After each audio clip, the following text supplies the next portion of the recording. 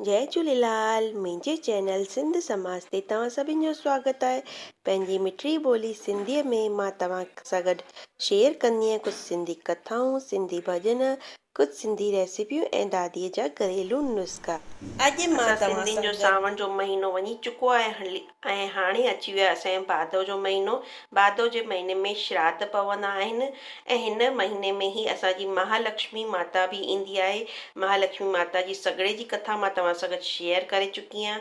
महालक्ष्मी माता जो घोड़ो कीअं ठाहिबो आहे उहो बि मां तव्हां सां गॾु शेयर कयो आहे। इहे सभु वीडियो तव्हांखे मुंहिंजे सिंधी चैनल ते मिली वेंदव। चैनल खे सब्सक्राइब कयो, पासे में ॾिनल बैल वारी घंटी खे दॿाए छॾो, जंहिंसां तव्हांखे सभु नया वीडियो मिलंदव। सितंबर जे महीने में ॿिया कहिड़ा कहिड़ा वार त्योहार ईंदा, अॼु उहो मां तव्हां सां गॾु शेयर कंदसि।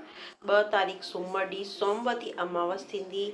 4 तारीख़ ॿुधर ॾींहुं असांजे सिंधियुनि जो चंड जो ॾींहुं आहे ऐं उन ॾींहं ते ई असांजी सफ़रपोई अरबा बि आहे। सफ़रपोई अरबा जो वीडियो तव्हांखे मुंहिंजे यूट्यूब चैनल ते मिली वेंदो। उन ॾींहं ते छा करिबो उहो सभु कुझु। 5 तारीख़ विस्पति ॾींहुं आहे बाबे जी बीज। 7 तारीख़ छंछरु ॾींहुं असांजे गणेश स्वामी असांजे घर ईंदा, गणेश स्थापना थींदी। 11 तारीख़ ॿुधर ॾींहुं महालक्ष्मी सॻिड़ो ॿुधणु यानी कि राधा अष्टमी। 12 तारीख़ ते भॻवानु रामचंद्र नवमी आहे। 13 तारीख़ ते थींदी तेजाजी मेलो यानी बाबा रामदेव जो मेलो। 14 तारीख़ छंछरु ॾींहुं जल झूलनी एकादशी व्रत थींदो। 15 तारीख़ ते थींदी वनबदरी यानी प्रदोष जो विर्त। वनबदरी ते अबूज मुहूर्त थींदो आहे, इहो तव्हां सभिनि खे पतो ई हूंदो।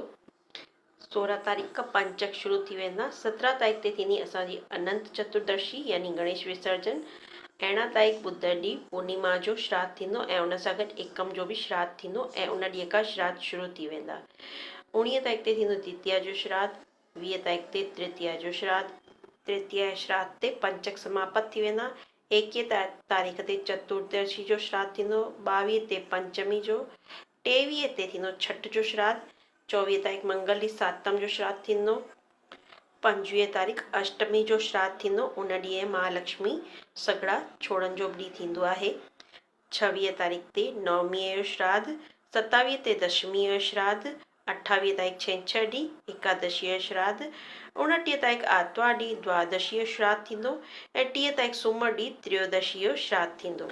1 अक्टूबर ते चतुर्दशी जो श्राद्ध ऐं 2 अक्टूबर ते सर्वपित्र अमावस थींदी। इहे हुयूं असांजे भादव महीने जी तिथियूं। ऐं हाणे इन ई महीने में असांजी सफ़रपुरी अरबा ईंदी। जंहिं ॿार खे चांदी वाधाराइणी हुजे उहो 4 तारीख़ ते चांदी वाधाराए करे सफ़रपुरी अरबा मल्हाए सघे थो। हिन वीडियो खे तव्हां सभिनि पंहिंजे सिंधियुनि भाउरनि भेनरुनि सां गॾु शेयर बि कंदा। चैनल ते नया आया हुजो त चैनल खे सब्सक्राइब करे घंटी वारो बटन दॿाईंदा। वरी जल्दी ई मिलंदासीं हिकिड़े नए सिंधी वीडियो सां गॾु। तेसिताईं सभिनि सिंधियुनि भाउरनि भेनरुनि खे जय झूलेलाल।